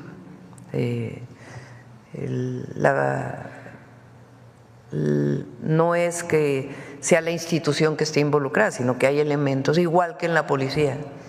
Te puedo decir, en la Ciudad de México se detuvo a 300 policías en su momento, cuando fui jefa de gobierno, más de 300, que estaban involucrados con el crimen organizado o habían cometido graves actos de corrupción. Eso no quería decir que el equipo que dirigía la policía de la Ciudad de México estuviera involucrada. El caso es similar. Si hay un elemento que participó en algún acto ilícito, pues tiene que hacerse la investigación de las propias fuerzas y del Ministerio Público, y un juez tiene que ordenar su detención si hay las suficientes pruebas. Pero es muy distinto a que la institución como tal esté involucrada. Entonces sí es importante que se haga la diferencia. Ahora, en el caso de los grupos delictivos, que son muchos que actúan en Guerrero, siguen las investigaciones. Y si hay servidores públicos, sean de las Fuerzas Armadas, sean presidentes municipales, sean policías municipales o algún otro funcionario, porque no se les puede decir servidor, porque el servidor público es el que está al servicio del pueblo, sino un delincuente que esté ocupando algún cargo de funcionario público, pues tiene que actuarse. Pero tiene que haber pruebas también, pero es distinto a que sea la institución el que esté involucrado. Sí, lo vimos hoy en el Gabinete de Seguridad. Vamos a pedir que vengan, pues que haya un comunicado, a ver si se puede. El objetivo era trasladar a dos reos, dos personas privadas de la libertad a otro penal, y al hacer el operativo pues encontraron armas en el penal y ahí hubo esta circunstancia de enfrentamiento. Pero tiene que darse toda la información. El propio gobierno de Tabasco, vimos hoy en el video, estuvo presente para dar información a las personas que algún familiar está privado de su libertad, para que se dé toda la información, y se está haciendo la investigación también para ver si fue correcto el operativo y por qué se encontraban armas dentro del penal.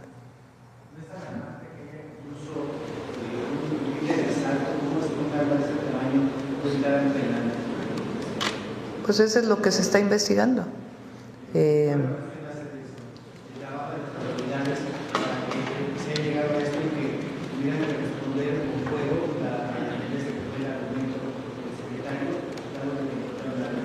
está investigando, porque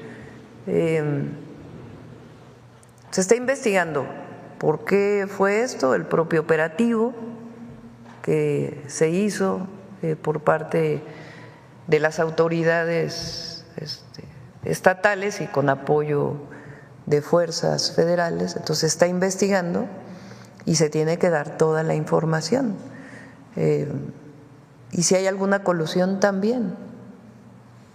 El trabajo de pacificación, ¿por qué es eso? De pacificación y de cumplimiento de la ley, pues es un trabajo permanente. Y ahí donde ocurren estas situaciones, pues tiene que hacerse una investigación, como en otras. ¿Listo? Mira, sí lo encontraste. A ver. ¿Qué te parece este tren? Está muy bonito, puede volar. Puede volar. ¿Puede volar? ¿Y qué, ya te había subido un tren antes? No, nunca, es la primera vez. Es la primera vez que te subes un rack. ¡Ay, qué padre! Oye, ¿qué dijiste hace ratito? Que dijiste algo, es que esto es un... ¿Es un sueño? ¿Por qué te parece un sueño? No sé, porque siento como que no... Siento que estoy en un sueño porque no puedo creer que estoy en un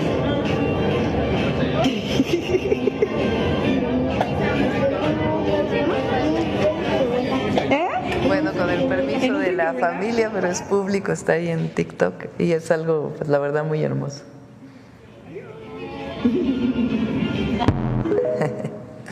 Vamos a Suave Patria. Con su permiso, Presidenta. Quempanolo, desde Palacio Nacional. Les acabo de saludar en la lengua náhuatl, una variante que aún se habla en el municipio de Texcoco, en el Estado de México. Hoy, en nuestra sección Suave Patria, vamos a presentarles y les traemos una de las tradiciones más queridas y representativas del pueblo de México ante el mundo, la piñata, sinónimo de alegría, fiestas, emoción, porque la piñata nos une como familia y también como pueblo. Yo les pregunto, los mexicanos tenemos todo en nuestra cultura, pero también tenemos muchas tradiciones y estas tradiciones es importante reflejarlas en la familia, en las hijas, en las nietas, en toda la familia, en la expresión. Si me lo permite, Presidenta, les compartimos esta pieza especial hecha en el municipio de Acolman, cuna de la piñata. Muchísimas gracias. Adelante con la cápsula.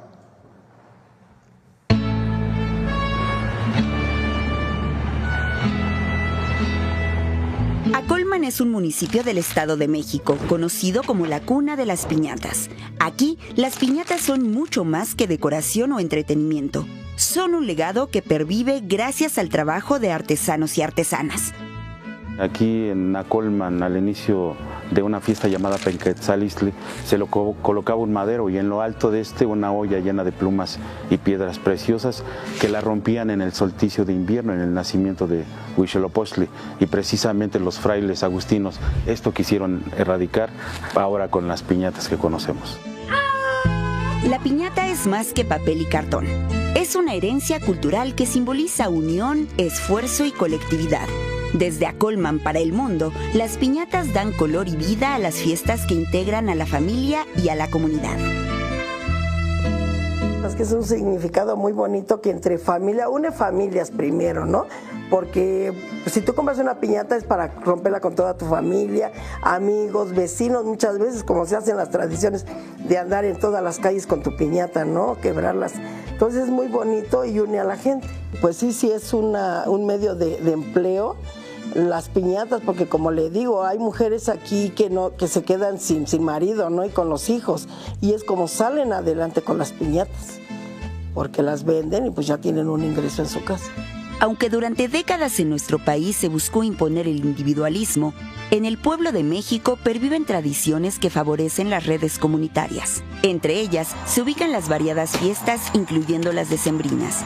En ellas aparecen las piñatas que son reconocidas en todo el mundo como propias de nuestra riqueza cultural.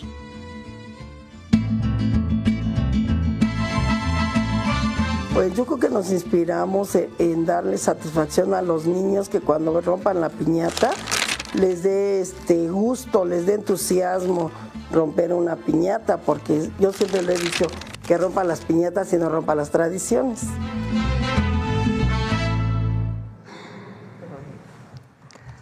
¿A poco no es emocionante ese momento en el que, sin importar nuestra edad, gritamos, cantamos, reímos cuando rompemos la piñata?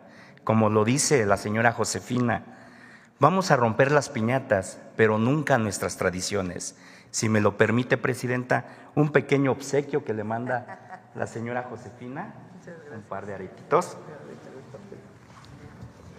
Muchas gracias. Tlazocamati Miak, muchísimas gracias. Con su permiso, Presidenta. Ay, se rompió. Bueno, ahorita lo arreglamos. Ahorita lo arreglamos. Se zafó más bien. Bueno, aquí está. Son aretes. Muchas gracias. Nos vemos el lunes. Rompan la piñata, no las tradiciones. Gracias.